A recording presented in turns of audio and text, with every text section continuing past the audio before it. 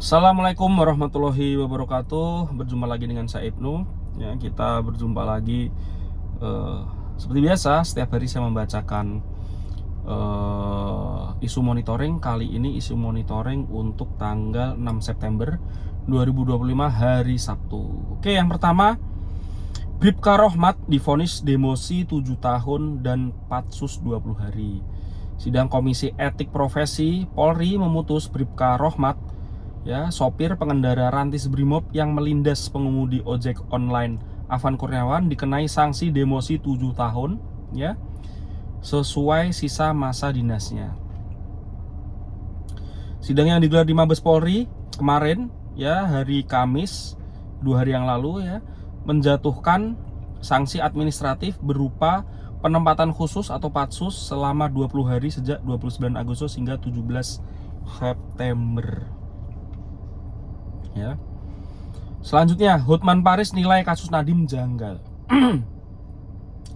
Kuasa hukum Nadiem Makarim, Hotman Paris Hutapea, menilai penetapan tersangka kliennya dalam kasus dugaan korupsi pengadaan Chromebook janggal. Ia menegaskan hasil penyelidikan tidak menemukan bukti Nadiem menerima uang suap dan melakukan markup harga. Nadiem tidak menerima uang 1 sen pun, tidak ada yang diperkaya. Saya hanya butuh 10 menit untuk membuktikan itu di depan Presiden Prabowo. Ini Hotman Paris mulai membawa kedekatannya dengan keluarga Pak Prabowo. Kita lihat aja, Kita lihat aja nanti sehebat apa Hotman Paris, apakah seperti yang dia omongkan di media sosial.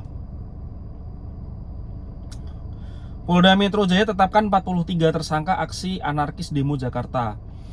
Polda Metro Jaya menetapkan 43 tersangka terkait aksi anarkis dalam demonstrasi di Jakarta 25-31 Agustus kemarin. Dari jumlah itu 38 telah ditahan, 42 orang dewasa dan 1 orang anak di bawah umur.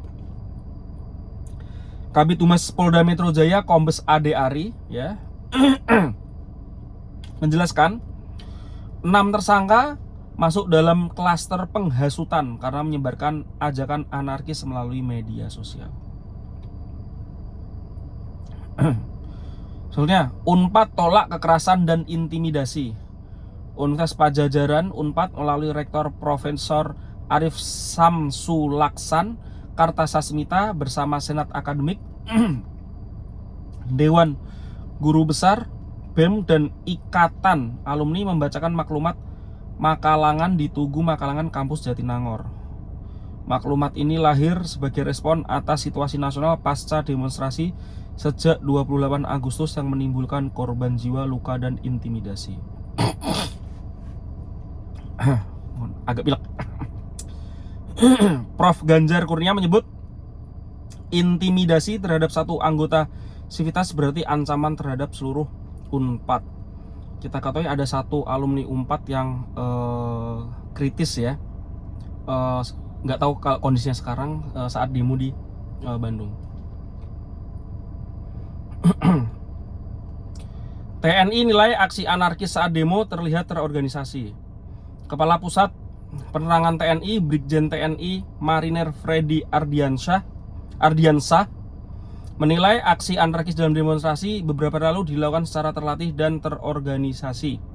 Hal ini merespon dugaan publik bahwa pembakaran dan perusakan fasilitas umum dikerjakan oleh aktor profesional karena terlihat rapi. Namun Freddy enggan berspekulasi soal pihak yang melatih atau menggerakkan massa tersebut.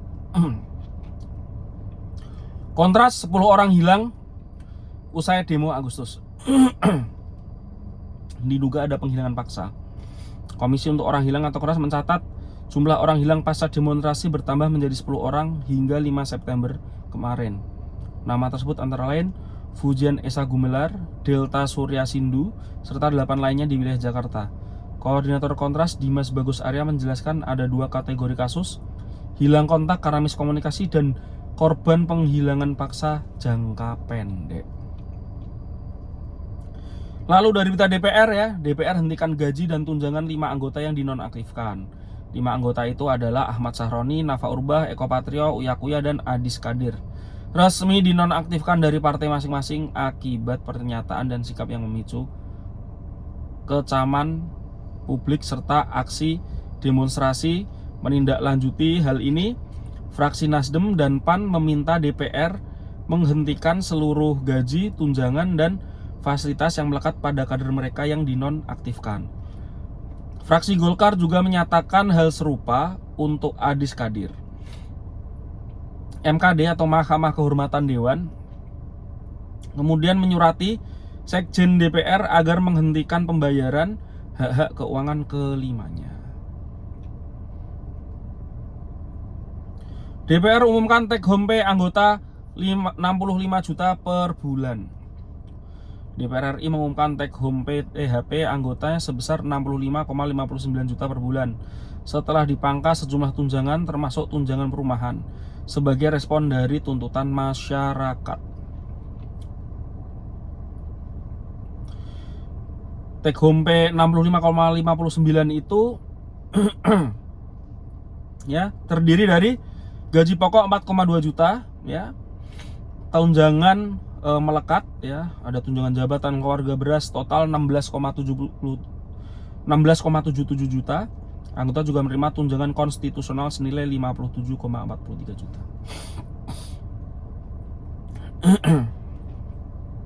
Ya ini berkurang lumayan ya setelah tunjangan rumah tidak ada.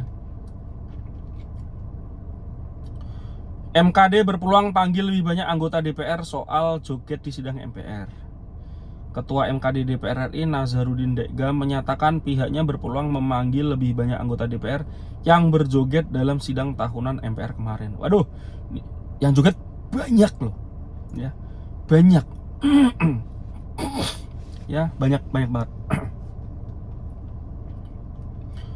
Berita DPD RI, tunjangan rumah DPRD Jateng dinilai terlalu tinggi, melebihi DPR RI. Anggota DPD asal Jawa Tengah Abdul Kholik menyoroti tingginya tunjangan perumahan DPRD Jawa Tengah yang disebut-sebut tertinggi di Indonesia, bahkan melebihi DPR RI. Berdasarkan SK Gubernur, Ketua DPRD Jateng menerima tunjangan rumah 79 juta, Wakil Ketua 72,31 juta, dan anggota 47,77 juta. Angka ini menuai kontroversi di tengah gelombang protes publik terkait besarnya tunjangan legislatif. Jadi tunjangan rumah itu nggak cuma DPR, bahkan DPR tuh baru sekarang ya. Kalau kemarin tahun-tahun sebelumnya itu DPR nggak dapat tunjangan rumah karena dapat rumah dinas. Ya, jadi DKI itu dapat ya. Terus tadi Jawa Tengah dapat, di Depok itu juga dapat seperti itu. Ekonomi ya, Prabowo tekankan pemerataan lapangan kerja, perbaikan fasilitas umum. Presiden Prabowo Subianto memimpin rapat terbatas di Istana Merdeka Jakarta didampingi Wakil Presiden Gibran serta sejumlah menteri. Sekretaris Kabinet Teddy Indrawijaya menyebut Prabowo menekankan pentingnya investasi yang mampu mendorong peningkatan sekaligus pemerataan lapangan kerja di seluruh Indonesia, tidak terpusat hanya di Jakarta. Selanjutnya, ya, utang masyarakat RI paling banyak dipinjol ketimbang pay letter. OJK mencatat nilai outstanding pinjaman fintech ya atau pinjol mencapai 84,66 triliun pada Juli 2025. Tumbuh 22,01% secara tahunan. Angka ini lebih rendah dibanding Juni yang naik 25,06%. Kepala Eksekutif PVML OJK Agusman menjelaskan kualitas pembiayaan masih terjaga dengan one prestasi di atas 90 hari. Turun menjadi 2,75%. Sementara itu layanan buy now pay later atau pay later mencatat pertumbuhan lebih tinggi 56,74% ya, menjadi 8,81 triliun, luar biasa. Modal asing 16,85 triliun keluar dari Indonesia selama sepekan. Bank Indonesia mencatat melaporkan aliran modal asing keluar dari pasar domestik mencapai 16,85 triliun pada 1 sampai 3 September. Isu sosial, Gunung Semeru erupsi 2 kali, warga diminta waspada. Gunung Semeru di Lumajang ya, Jawa Timur kembali erupsi 2 kali pada Jumat kemarin. Erupsi pertama terjadi pukul 9.22 WIB, namun tak terlihat karena tertutup awan. Sementara erupsi kedua pada 10.42 WIB menyemburkan asap putih kelabu setinggi 700 meter ke arah barat daya.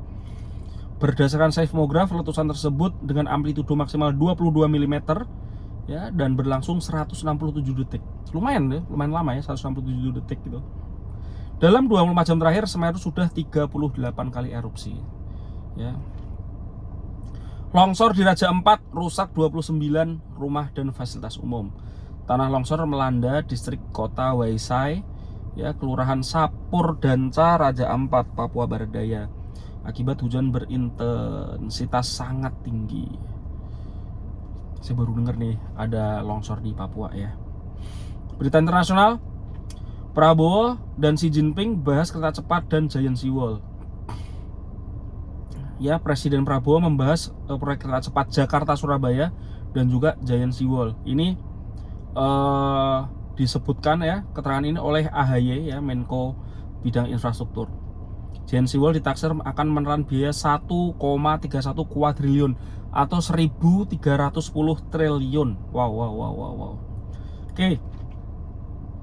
Solidaritas ASEAN untuk driver ojol Indonesia viral di media internasional. Ini kemarin juga sudah ya. Jadi banyak sekali berita-berita di media di ASEAN, terus media barat juga ada, Al Jazeera juga ada terkait tewasnya saudara kita Afan Kurniawan. Apalagi ojol ini kan di Asia Tenggara banyak ya, gak cuma di Indonesia. Menlu Amerika Marco Rubio, tidak ada negara Palestina. Itu disampaikan oleh Marco Rubio menanggapi rencana Prancis dan sejumlah negara lain yang akan mengakui Palestina.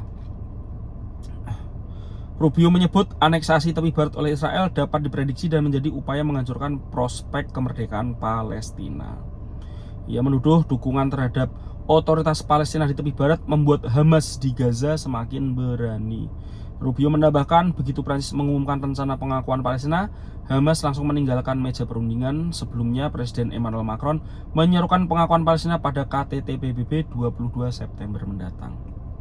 Trending media sosial, Timnas Day. Dan tadi malam Timnas menang 6-0, bermain di Surabaya. Timnas ya karena memang lawannya bukan lawan yang tangguh ya, jadi ya cukup mudah, apalagi dengan pemain-pemain yang pernah bermain di Eropa ya.